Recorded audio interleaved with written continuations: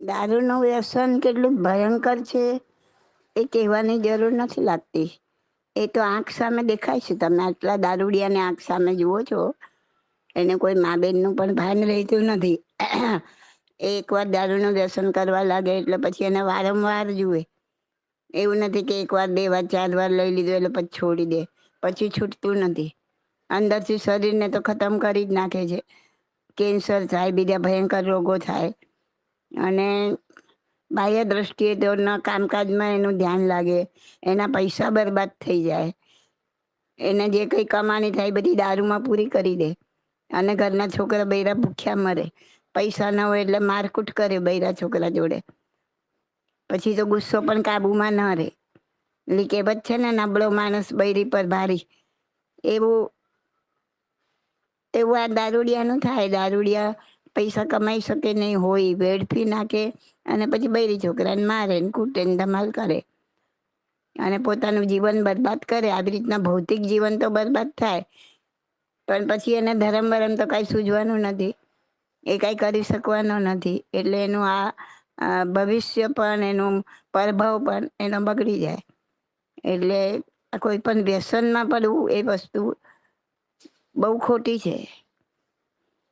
તો સાતે સાત વ્યસન આવા ખોટા જ છે. જે પરસ્ત્રી ગમનમાં પડી જાય, પોતાના ઘરનાને દુઃખી કરે, જૂઠ બોલે. આ દારૂડિયા અને આ પરસ્ત્રી ગમન વાળાને જૂઠ ખૂબ હોય, કારણ કે એને પોતાનું છુપાવવું હોય. છુપાવવું હોય એટલે પછી એને જૂઠ બોલવું જ પડે, અને એક જૂઠ 100 જૂઠને જન્મ આપે. તો આ બધા આ વ્યસનો બરબાદ કરી નાખે માણસને. શક્તિહીન બની જાય લોકો. દારૂડિયા કહો કે પરસ્ત્રી ગમન કરવા વાળો, એની શક્તિ ખતમ થતી જાય. એ જલ્દી રોગનો ભોગ બને. જેટલા ભોગ ભોગવે એટલા એને રોગ વધતા જાય અને એના ભોગવટામાં આવે. એ તો તાત્કાલિક પરિણામ આપે છે. પરસ્ત્રી ગમન વાળાને રોગના ભોગ બની જાય અને શક્તિ બિલકુલ હીન થઈ જાય. એ તાત્કાલિક રિઝલ્ટ. બાકી તો જેને પણ બેવફા થયા, એને કેટલું દુઃખ થયું હોય, કેવું એની જોડે વર્તન હોય, ગુસ્સો પણ ખૂબ આવે. કેમ કે એને જૂઠ છુપાવવા માટે ગુસ્સો કરવો પડે. એટલે આ એક દુર્ગુણની સાથે બીજા 25 દુર્ગુણ આવે છે. ને અતિશય જૂઠ, અતિશય ગુસ્સો, આ બધું આ વ્યસનોનું પરિણામ છે. દારૂડિયા હોય કે પરસ્ત્રી ગમન કરવા વાળા હોય, એની આ જ કન્ડિશન હોય.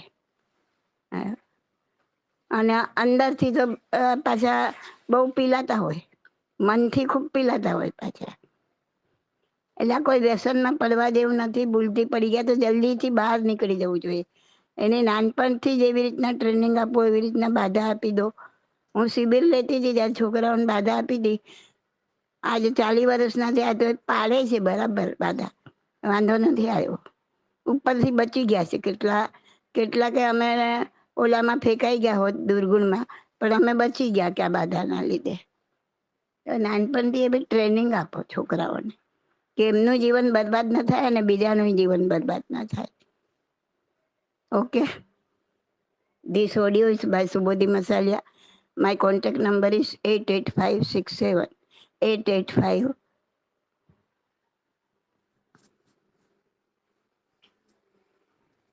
Sorry, phone number 88500 88567.